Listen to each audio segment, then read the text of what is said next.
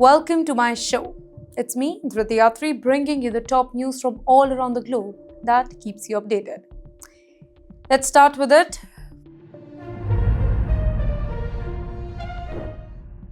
First of all, Tehran's direct warning to Washington here. Iran declares, "We will sink them all," signaling zero tolerance for the US naval escalation here.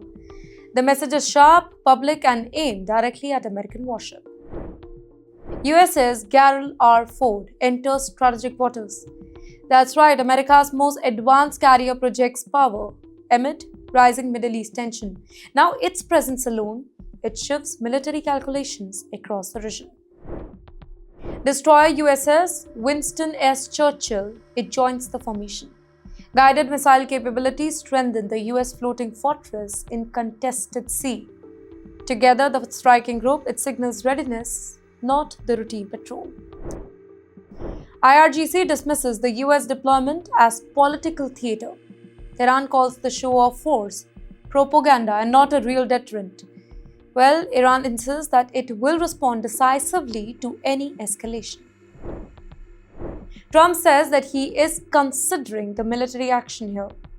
One word from the US president rattles the markets and allies.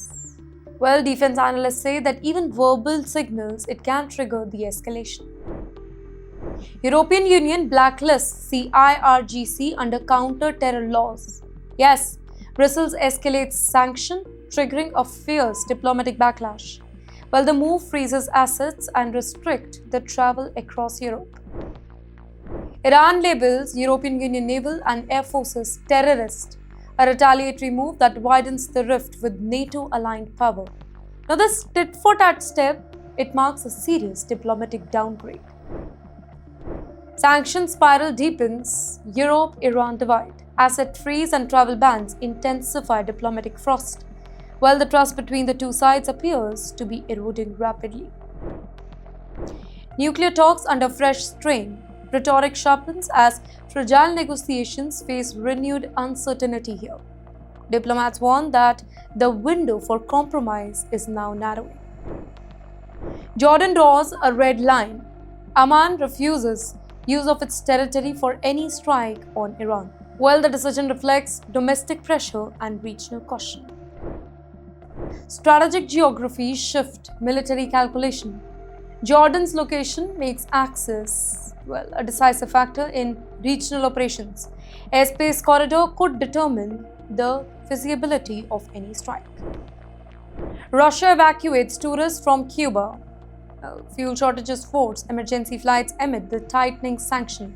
Nearly 5,000 visitors were at risk of being stranded. Aeroflot switches to extraction mode now. Return-only missions highlight logistical strain on Havana. Aircraft minimize ground time amid the severe jet fuel scarcity. United States pressure on Nicolas Maduro impacts the oil flow now. Sanctions enforcement disrupts Cuba's critical fuel lifeline. Energy shortages ripple across transport and public services. Vladimir Putin vows support for Havana. Well, Moscow signals that it will not abandon its Caribbean partner. The crisis revives the Cold Era war strategic undertone.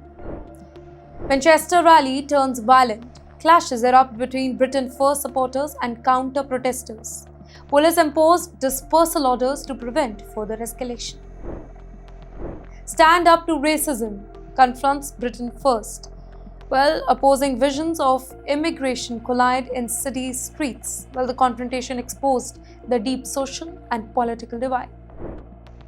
Jeremy Corbyn calls for unity. Yes, former Labour chief, he urges Britons to reject the division and hate. Now, his speech drew loud support for counter-protesters. Mike Huckabee's Greater Israel remarks, it sparks the outrage. Religious conferences ignite diplomatic protests across the Arab world. Governments demand clarity on official US policy. Arab League and OIC demand clarification here. Regional blocs seek assurances amid the rising of the territorial rhetoric here. Leaders warn that the words alone can inflame the tension.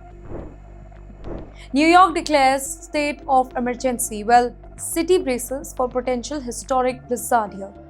Officials urged the residents to avoid any non-essential travel for now.